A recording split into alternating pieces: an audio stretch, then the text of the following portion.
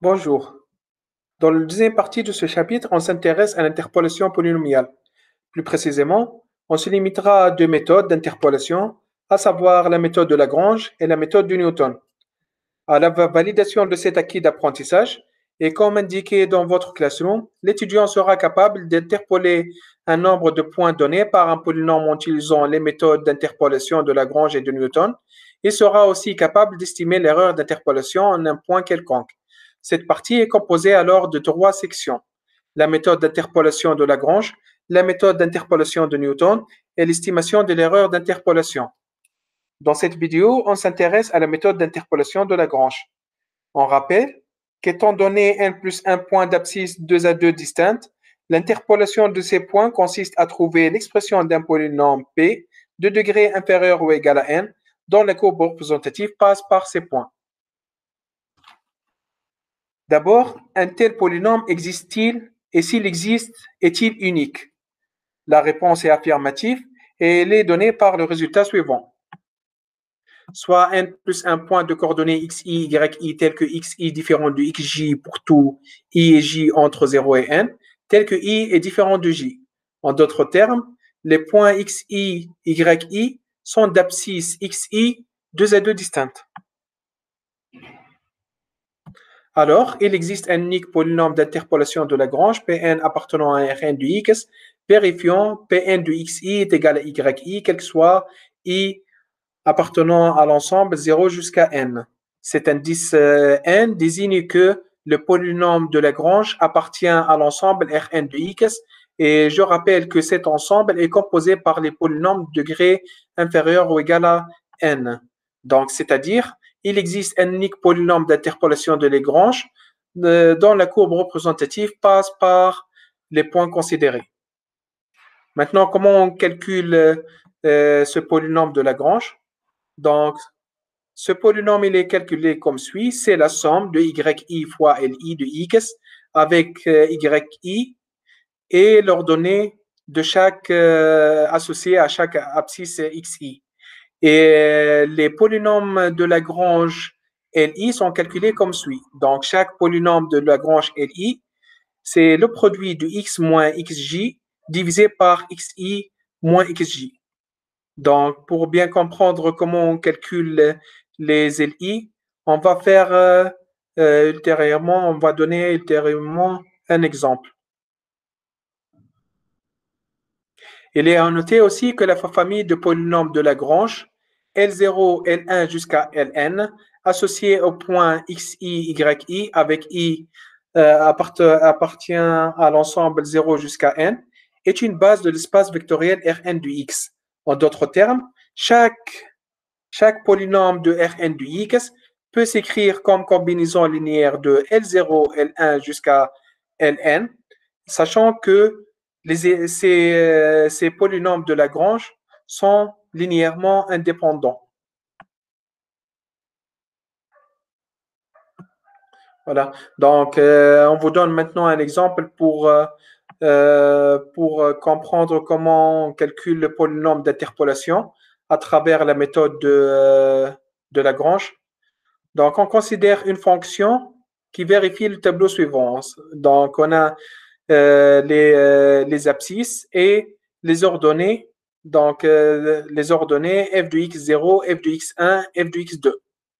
Dans la première question, on vous demande de justifier l'existence d'un unique polynôme d'interpolation des points d'abscisse x0, x1, x2. Donc, cette question est facile. Donc, puisqu'il suffit, dans ce cas, de vérifier que les abscisses sont 2 à 2 distinctes. Donc, on a x0 est différent de x1, x1 différent de x2, x0 est différent de x2. Alors, il existe un unique polynôme d'interpolation des points x0, f de x0, x1, f de x1, x2, f de x2. Une deuxième question. Déterminer la base de Lagrange pour l'interpolation des points d'abscisse x0, x1, x2. Donc, en d'autres termes, on vous demande de déterminer les LI de x. Donc, on a trois polynômes de Lagrange, L0 de x, L1 de x et L2 de x. Donc, comment on calcule le premier polynôme de Lagrange? Le premier polynôme de Lagrange est calculé comme suit. L0 de x, donc il est défini dans le dénominateur. On écrit, puisque l'indice c'est 0, on écrit x0 et on retranche les autres abscisses. Puis, on fait le produit. Donc, plus précisément, dans le dénominateur, on aura x0 moins x1 multiplié par x0 moins x2. Et pour le numérateur, donc il suffit de remplacer le x0 par x. Et on aura ainsi x moins x1 fois x moins x2.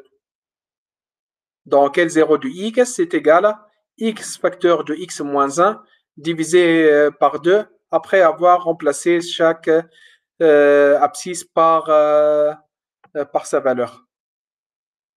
Donc de même, le polynôme L1 de x se calcule comme suit. Donc, x il est égal à x moins x0, facteur de x moins x2, divisé par x1 moins x0 fois x1 moins x2.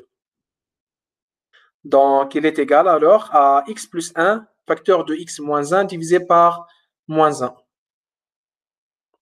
De la même manière, on calcule le troisième polynôme de Lagrange L2. Donc, L2 de x est égal à x moins x0, facteur de x moins x1, divisé par x2 moins x0, facteur de x2 moins x1. Donc, on trouve le polynôme suivant. Donc, on remarque bien que les polynômes de Lagrange appartiennent à Rn de x. D'accord? Et plus précisément, ils sont de degré n. Ils sont de degré n. D'accord? Par exemple, ce polynôme L0, il est de degré 2. D'accord? Donc, je rappelle que n plus 1, c'est le nombre de points. Hein? D'accord? Dans ce cas, on a 3 points. Donc, n est égal à 2.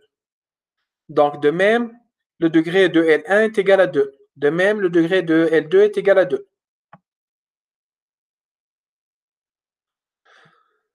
Dans la troisième question, on vous demande d'en déduire le polynôme de Lagrange qui interpole f au point d'abscisse x0, x1 et x2. On a déjà calculé les polynômes de Lagrange. Il nous reste alors à déterminer l'expression du polynôme qui interpole 3 points. Je rappelle que ce polynôme se calcule comme suit. Donc, L0 de x fois f de x0 plus L1 de x fois f de x1, c'est-à-dire y1, plus L2 de x fois f de x2, c'est-à-dire y2. Hein. D'accord? Donc, il suffit de multiplier chaque polynôme de Lagrange par l'ordonnée correspondante. D'accord?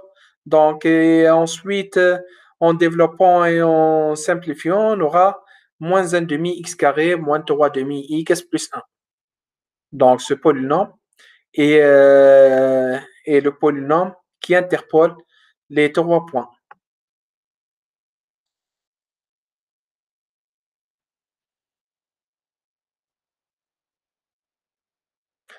Donc, dans la quatrième question, on vous demande d'en déduire une approximation de f de 0,5.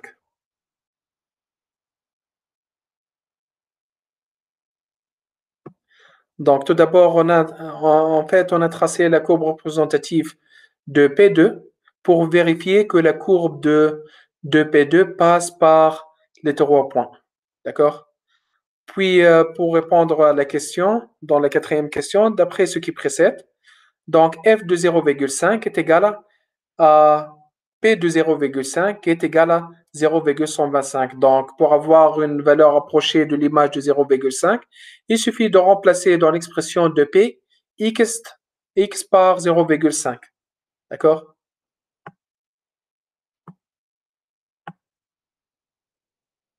En fait, c'est l'objectif essentiel de l'interpolation. Hein. D'accord?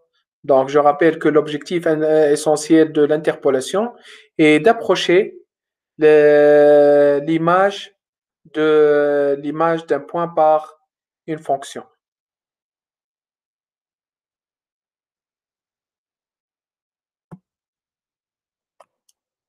Donc maintenant, on va vous présenter un inconvénient majeur de la méthode d'interpolation de Lagrange.